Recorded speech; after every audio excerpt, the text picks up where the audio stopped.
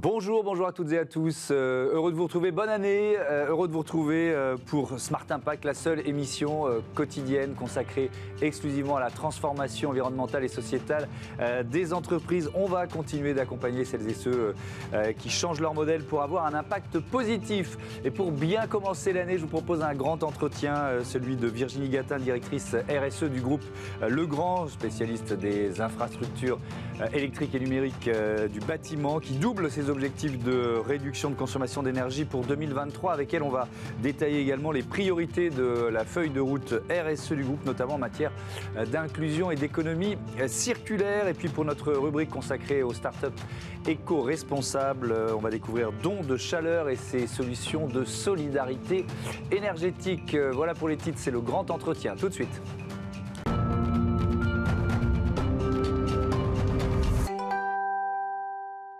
Bonjour Virginie Gatin, bienvenue. Bonjour. Vous êtes donc la directrice RSE, membre du comité de direction du groupe Legrand. Peut-être pour commencer, on a une vingtaine de minutes ensemble, nous rappeler le cœur de métier du groupe Legrand, c'est quoi? Absolument.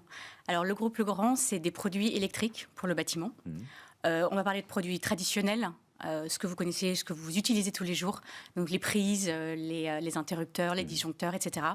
Et puis on a tout un segment qui est en plus forte croissance, un peu plus nouveau, tout ce qui est équipement des data centers, tout ce qui est pilotage, donc éléments connectés, et puis tout ce qui est produit qui apporte de l'efficacité énergétique au bâtiment. Donc c'est très large, on a 300 000 références, donc c'est très Oui, effectivement, et ça veut dire tous les marchés, c'est-à-dire le tertiaire, l'industrie, l'immeuble d'habitation, Oui. Vous êtes présent dans tous ces marchés, ou la maison individuelle, quoi. Exactement. Après, on est plus spécialisé sur le plus petit bâtiment. D'accord. Donc, effectivement, tertiaire, individuel, plus petit bâtiment, tout ce qui est très grosse industrie, c'est pas notre cœur de métier. Même si on est en train de se développer dans le data center pour apporter cette expertise de améliorer les flux, protéger toute la partie électrique pour améliorer l'efficacité énergétique des data centers. Donc ce côté-là est un peu plus nouveau pour nous, mais le gros industriel, c'est pas notre cœur de métier. Et les data centers, justement, c'est vraiment un secteur en forte croissance aujourd'hui. C'est peut-être le secteur en plus forte croissance du groupe Legrand. Alors c'est un secteur en forte croissance, effectivement. Le plus fort, oui et non, parce que ça se développe très, très vite, évidemment, avec notre usage à tous de la data et de tout ce qui est connecté, etc. Maintenant, tout ce qui est efficacité énergétique, vous pouvez le deviner, marche très fort en ce moment, évidemment, puisqu'il y a un vrai besoin aujourd'hui d'améliorer l'efficacité énergétique des bâtiments et vraiment d'agir pour pouvoir contrôler, mesurer et baisser la consommation des bâtiments. Oui, alors justement, pour tous les particuliers, vous qui vous regardez en ce moment, ça fait plusieurs semaines, plusieurs mois qu'on pratique la sobriété énergétique. Comment vos produits peuvent faciliter nos éco-gestes, en fait? Alors, il y a plein de choses. Je vais donner un exemple, le thermostat connecté. Ça vous permet de savoir à combien est votre... donc, gérer la climatisation et le chauffage plutôt en cette saison. En ce moment, c'est plutôt le chauffage.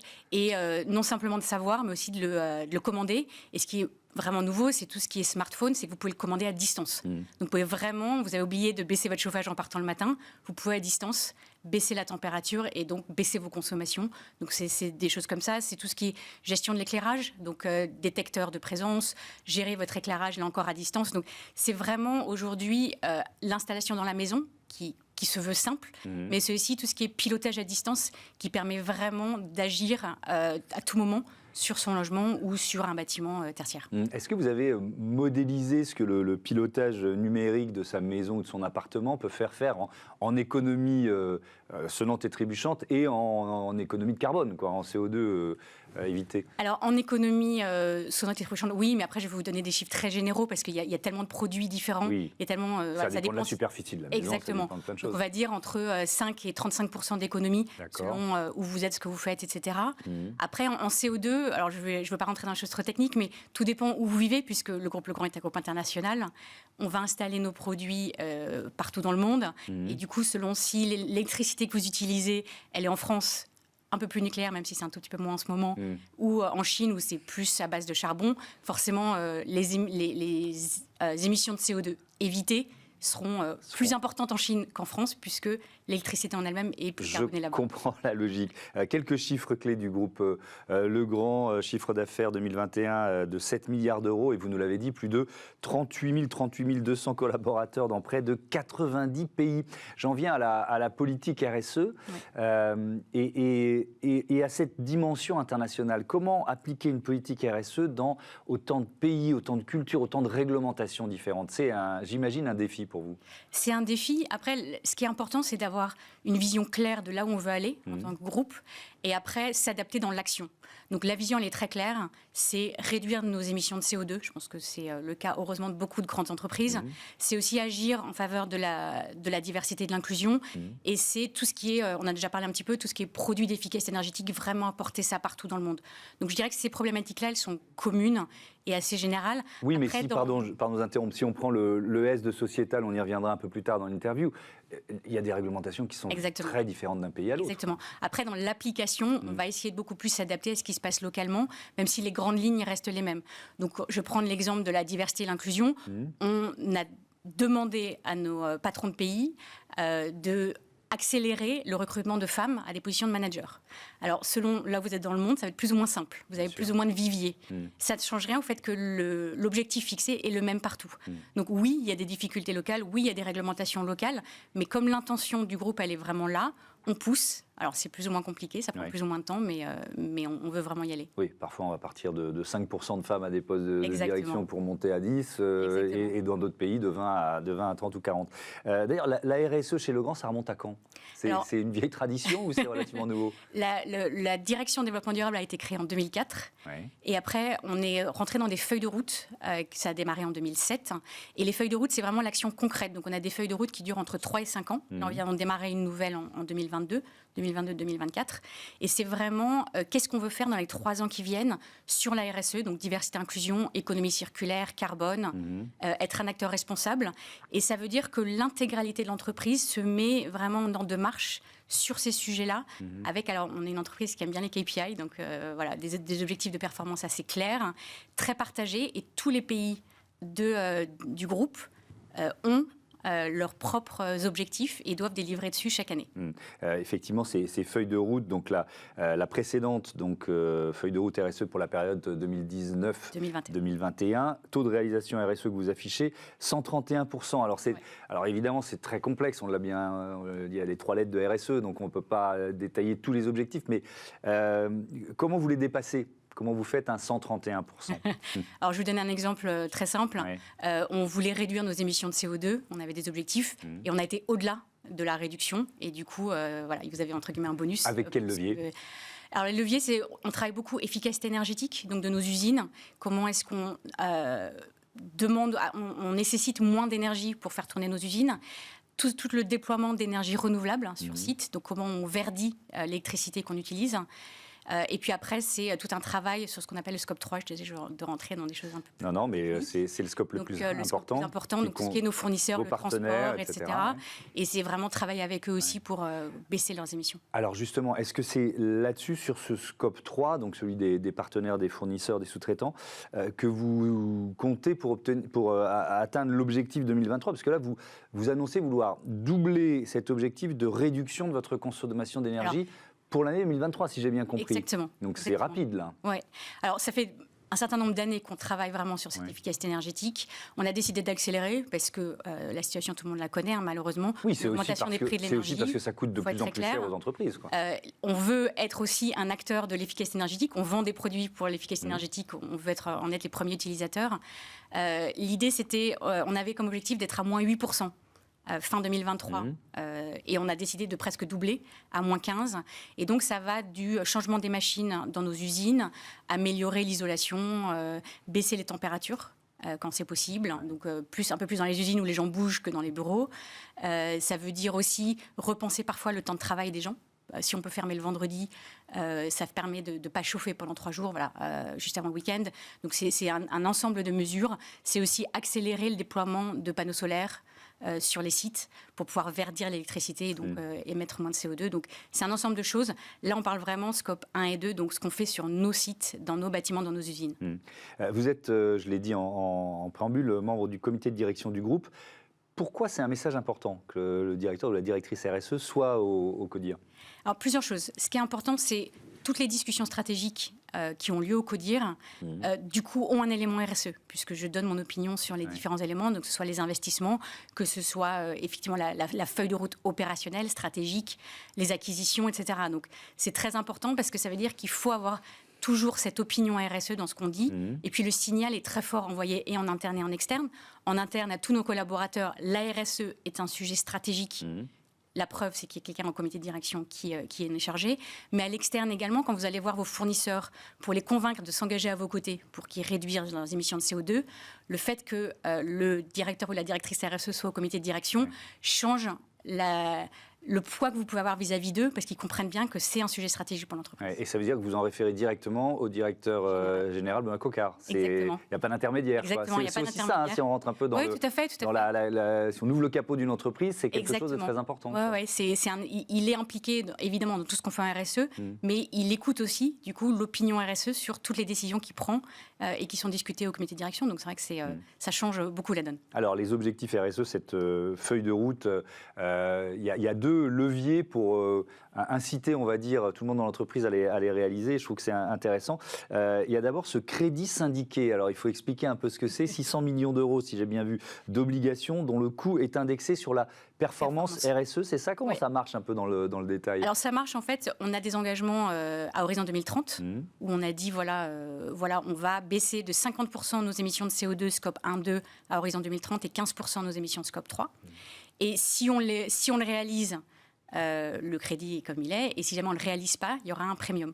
Donc effectivement, ça permet... Donc ça vous coûtera plus cher en remboursement, c'est ça, pour être très précis. Exactement, donc ça permet en fait de montrer le sérieux de l'activité Legrand. C'est quelque chose qui intéresse beaucoup les banques et beaucoup les prêteurs. Parce que la RSE est de plus en plus un sujet pour toutes les personnes qui financent. Et du coup, ça permet, de montrer l'engagement du groupe et deuxièmement, d'intéresser toute la communauté financière aux actions du groupe. Ouais. Et il y a aussi, et c'est pas rien, la rémunération des managers, des membres du CODIR, qui est indexée sur la politique RSE, sur les résultats RSE. Dans quelle proportion? Alors, les managers des pays, qui sont quand même la clé pour réussir, 20% de leur bonus est sur la réalisation annuelle de leur feuille de route RSE. Donc, ils ont des objectifs locaux. On a vraiment traduit la feuille de route en objectifs locaux. 20% de leur bonus est dessus. C'est très important, parce que je peux vous dire que le bonus d'un patron de pays, c'est important pour lui. Et après, on a tout ce qui est LTI. Donc tout c'est quoi LTI? Alors j'ai un trou de mémoire. Je peux pas vous aider. Long Term Incentive, je sais pas comment on dit en français, mais c'est tout ce qui est plan à 3 ans d'intéressement des collaborateurs, managers. Donc ça concerne à peu près 1300 personnes chez Legrand, est indexé à hauteur d'un tiers sur la feuille de route RSE. Donc effectivement, ça intéresse toute l'entreprise et beaucoup les managers qu'on réussisse notre feuille de route RSE. Ouais. Alors, vous mettez en avant les produits éco-responsables qui représentent 75% de vos ventes en 2021. Alors, vous nous l'avez dit, il y a tellement de références, mais est-ce qu'il y a certains produits qui sont un peu plus emblématiques de cette dimension éco-responsable, ou alors des nouveaux produits que vous pouvez estampiller éco-responsables? Alors, emblématique, j'en ai un petit peu parlé, mais je pense que c'est vraiment ce qui parle à tout le monde, c'est le thermostat intelligent, parce que c'est vraiment ce qui permet, toute personne peut installer très facilement un thermostat intelligent chez lui et contrôler à distance ou chez lui son chauffage. Donc je pense que c'est vraiment quelque chose d'important. Tout ce qui est nouveau, on a beaucoup investi ces dernières années dans les acquisitions, puisque ça fait partie de la stratégie du groupe d'investir dans les acquisitions, dans tout ce qui est recharge de véhicules électriques. C'est un secteur en plein développement, et donc c'est quelque chose dans lequel on a beaucoup investi, et on a des offres qui vont de la petite borne pour la maison individuelle à des équipements beaucoup plus imposants pour du tertiaire, pour la voie publique, etc.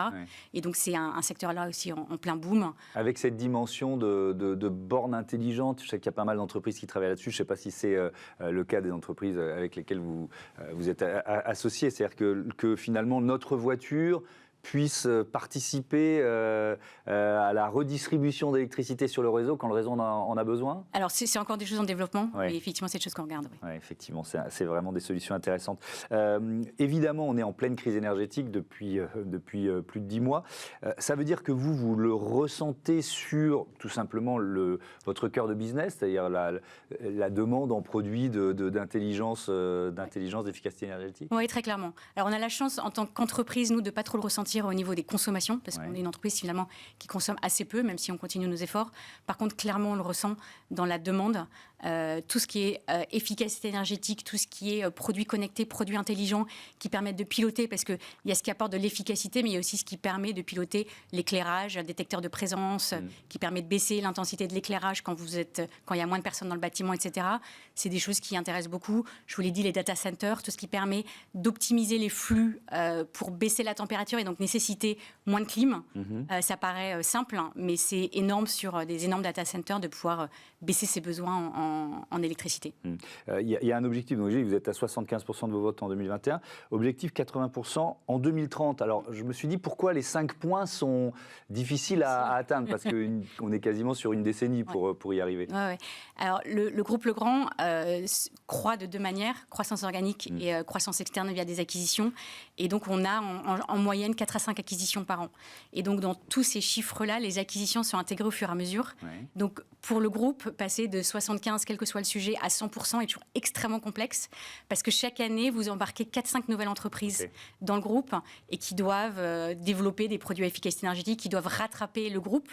C'est souvent des entreprises un peu plus petites, entre 50 et 100 millions d'euros, et donc ils ne sont pas toujours très matures sur les sujets RSE. Et donc nous, on les fait monter en maturité, mais du coup, ça prend un petit peu de temps.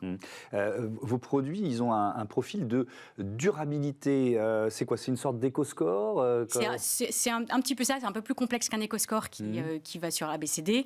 C'est ce qu'on appelle les profils environnementaux des produits, les PEP, qui sont gérés par l'association PEP Eco-Passeport.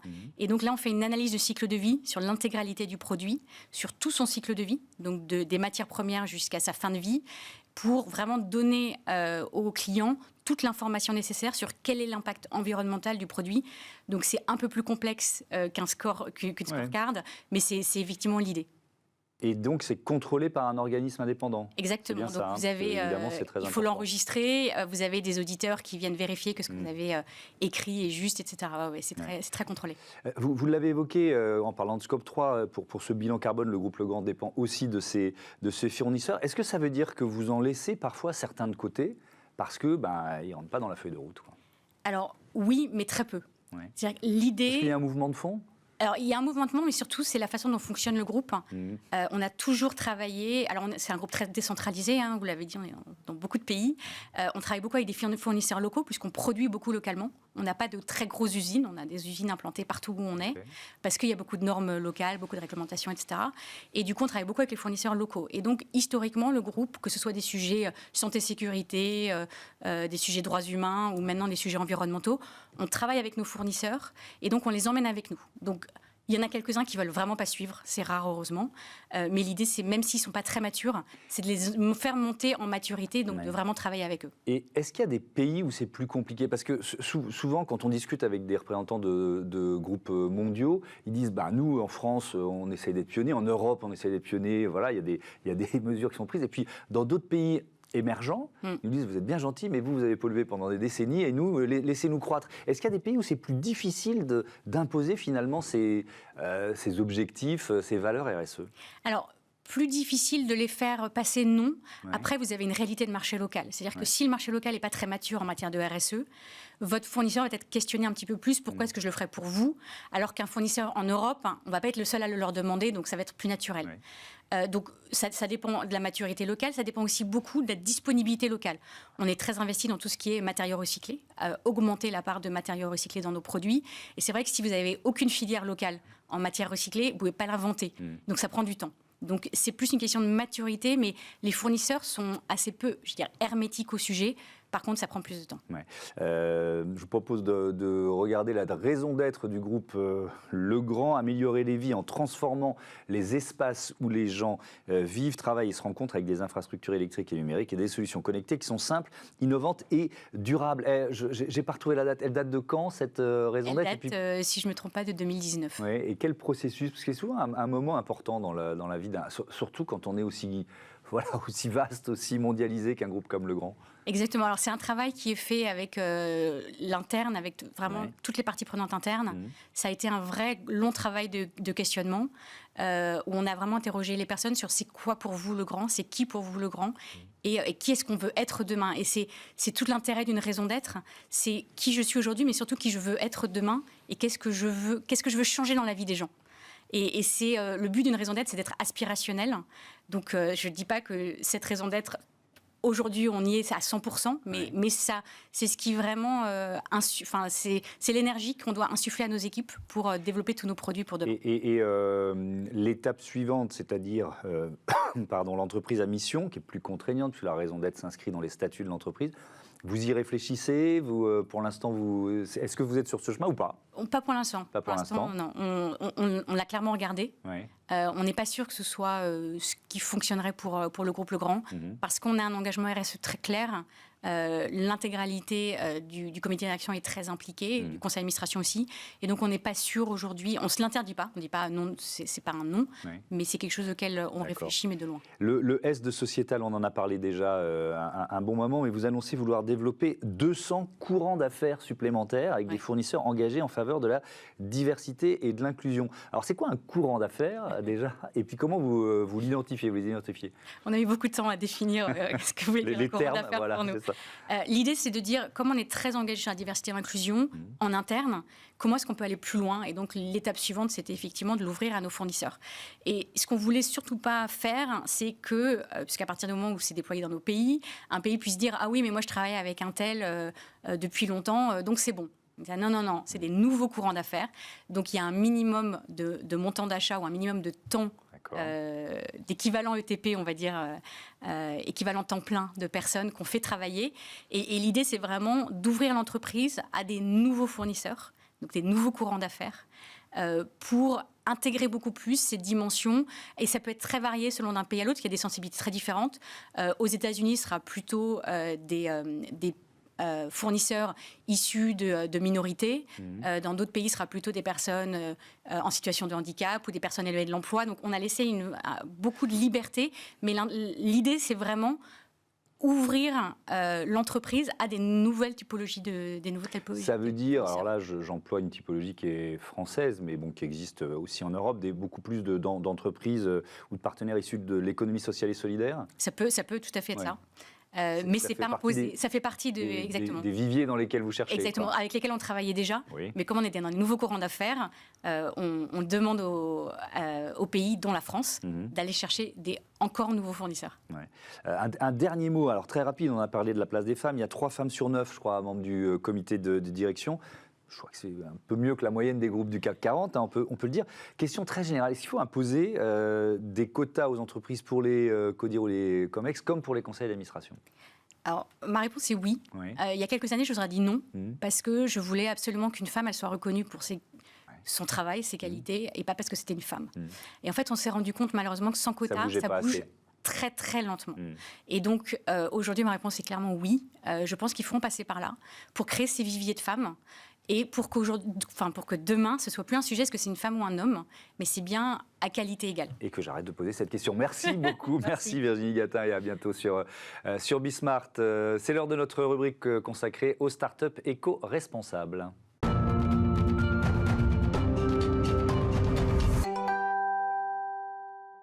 Smart Ideas avec Mathieu Sattler, bonjour, bienvenue. Vous êtes le cofondateur de Don de Chaleur, toute jeune entreprise. Vous l'avez créée en juin dernier avec Laurent Fournier.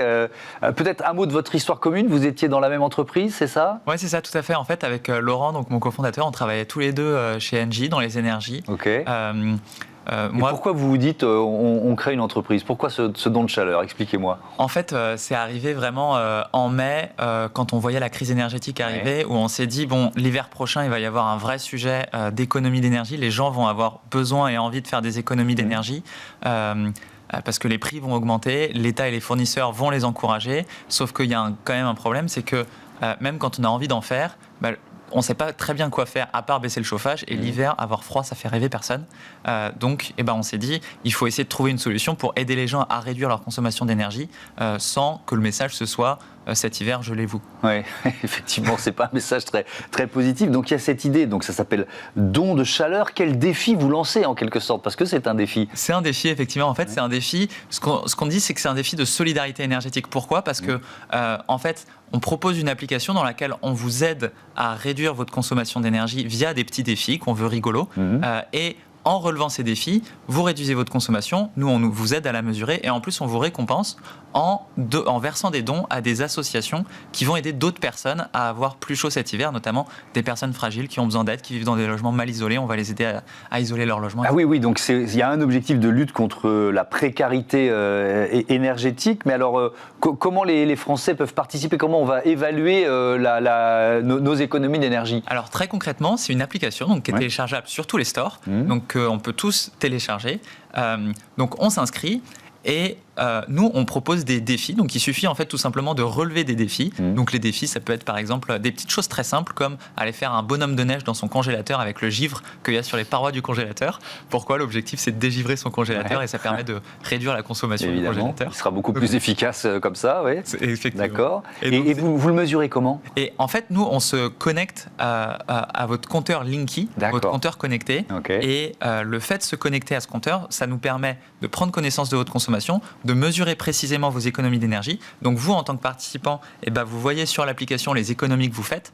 Et nous, ça nous permet en plus, en proportion des économies que vous faites, de verser des dons à des associations. Oui, donc c'est ça, vous allez transformer les économies en dons. Vous avez déjà identifié des associations qui seront vos partenaires dans cette lutte contre la précarité. En fait, on a deux types de partenaires. C'est-à-dire que les économies que les participants, que tous les gens qui téléchargent l'application font sur leur facture, ça ils la gardent, et on a donc des partenaires qui sont des fournisseurs d'énergie ou des entreprises qui versent les dons à des associations. Et ces associations, effectivement, on les a identifiées. Donc on travaille par exemple avec Stop à l'exclusion énergétique. D'ailleurs, on est très content. Hier, on a gagné le trophée de l'innovation organisé par Stop à l'exclusion énergétique pour la meilleure innovation du financement de la lutte contre la précarité énergétique. Félicitations. Merci. Et on travaille aussi par exemple avec Habitat et Humanisme. En gros, l'objectif, c'est par exemple d'aider des personnes qui vivent dans des logements mal isolés à isoler leur logement, des personnes fragiles qui ont du mal à payer leurs factures de fin de mois, les aider à payer leurs factures. C'est aussi mettre à disposition des kits d'urgence, de petits matériels très simples pour réduire ces factures. Don de chaleur, c'est une association, c'est une entreprise de l'économie sociale et solidaire. C'est quoi le modèle économique? C'est une entreprise à mission. Donc, c'est une entreprise. Le modèle économique, en fait, c'est que les partenaires avec lesquels on travaille, donc les fournisseurs d'énergie et les entreprises qui sont les partenaires qui versent les dons aux associations, c'est aussi eux qui nous rémunèrent. Pourquoi? Parce qu'en fait, c'est des acteurs qui, certes, sont engagés sur les sujets de lutte contre la précarité énergétique de par leur activité, mais qui aussi ont un vrai intérêt financier à encourager le sujet de la sobriété. Par exemple, les fournisseurs d'énergie, cet hiver, en fait, le prix de l'énergie, pour nous, jusqu'à maintenant, il a pris 5% avec le bouclier tarifaire, il va grimper à 15% après janvier. Pour les fournisseurs d'énergie, l'énergie a fait x10. Donc l'énergie leur coûte très cher cet hiver, et donc ils ont intérêt à encourager leurs clients à réduire leur consommation d'énergie. Il y aura d'autres projets similaires. Enfin, il faut déjà que celui-là, c'est objectif 1 million de participants, c'est ça? Vous avez mis la barre assez haut. Il y a la barre très élevée. Il y a d'autres idées en projet? Alors pour le moment, vraiment, cet hiver, c'est celui-là. Et après, je pense que de toute façon, le sujet de la sobriété, il ne s'arrête pas cet hiver. Il va continuer. Il va falloir continuer d'accompagner les gens à réduire leur consommation. Donc, il y a du... Aujourd'hui, le très court terme, c'est réussir, c'est un peu le système D. C'est comment on fait, là, à très court terme, pour réduire notre facture. Mais il va falloir aussi accompagner les gens vers la rénovation de leur logement et pas seulement les personnes en situation de précarité. Évidemment. Merci beaucoup. Bon vent à Don de chaleur. Voilà, bientôt sur Bismart. Fin de cette émission. Merci à toutes et à tous de votre fidélité. À demain.